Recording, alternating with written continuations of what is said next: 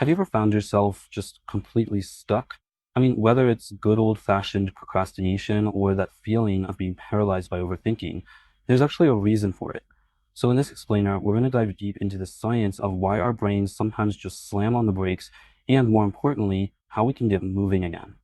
You know the feeling, right? That blinking cursor on a blank page, it's almost taunting you. You've got that big project or a report or shoot, even just an important email to write, but you just can't start. Or maybe for you, it's the total opposite problem. You've got a to-do list that's so long it just feels, well, impossible. You're facing this mountain of tasks, they're all screaming for your attention, and what happens? You end up doing nothing at all. Look, if any of this sounds familiar, I promise you, you are not alone. And here's the most important part. It has nothing to do with being lazy.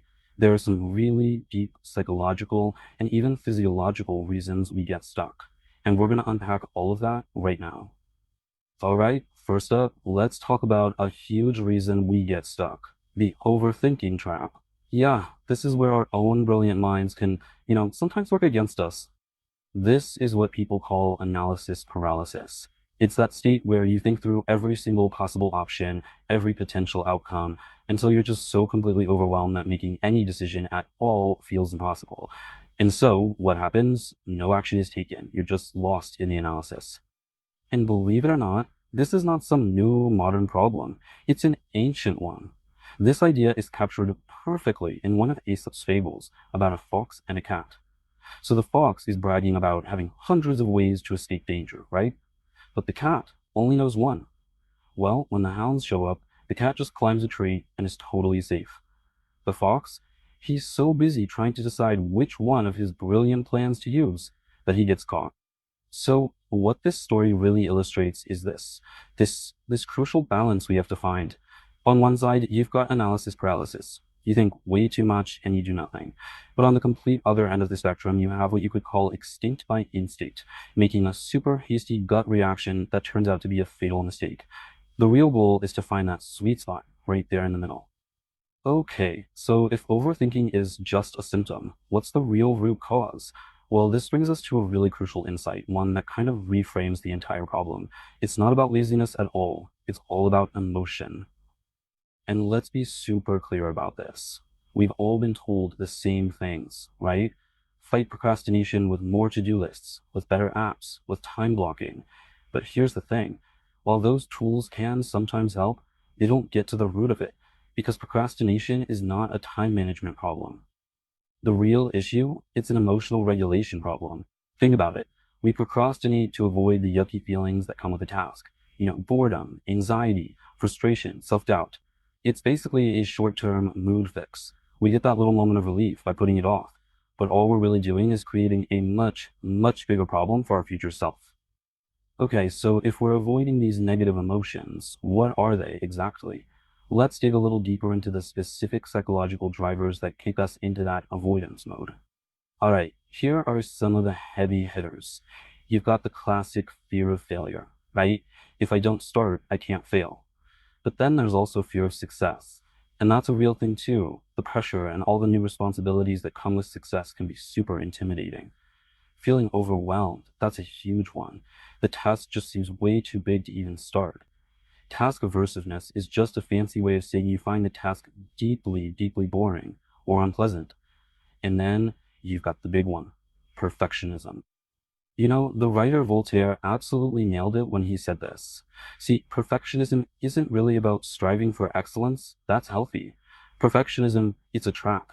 It sets this impossible standard. So every little step you take feels like it's not good enough. And that fear of not creating something perfect can be so paralyzing that you end up creating nothing at all. The pursuit of perfect literally stops good enough dead in its tracks. And it's interesting, these avoidance patterns can also be linked to certain personality styles. For example, someone with a more compulsive style might get bogged down in that dysfunctional perfectionism, completely losing sight of the big picture. An anxious avoidance style might mean you just shy away from any task that feels even a little bit risky. And someone with narcissistic tendencies might avoid tasks they feel are, beneath them. The real key here is just starting to recognize if these patterns show up in ourselves. But this whole cycle of overthinking and avoidance, it actually goes even deeper than our psychology. It's not just in your head, it's in your body. The root of this is so often a stressed out nervous system. So think about our ancient survival mechanism, right? That fight or flight response. It's designed to handle, a saber-toothed tiger. The problem is our modern brains can trigger that exact same response for something like a project deadline. And when that happens, our system gets flooded with stress hormones, which just fuels anxiety and makes it basically impossible to think clearly. And what's the result? Yep, more overthinking and more avoidance. So a simple way to think about it is that our nervous system has two main states. You've got your regulated state, where we feel calm, we feel engaged, and then you have the dysregulated state, where we're stressed and overwhelmed. Well, guess where overthinking and analysis paralysis live? Right there, squarely in that dysregulated zone. So the secret to getting unstuck is really about learning how to spend more time in that calm, regulated state. Okay, so now that we get the deep roots of the problem, the big question is, how do we get out of it? This is where we make the shift from paralysis to action, and we're going to look at tools that address both the mind and the body. First, let's talk about the behavioral tools. These are strategies for your mind. Number one, break it down. A huge, overwhelming task becomes way more manageable when you just slice it into tiny, concrete pieces. Number two, reward yourself. Seriously, our brains love gratification, so give yourself a little treat after you finish a piece of the task. This actually trains your brain to associate the work with a good feeling. And third, a prioritized list. This helps you focus your energy on what actually matters first. But remember, since this is a physiological issue, we also need body-based tools.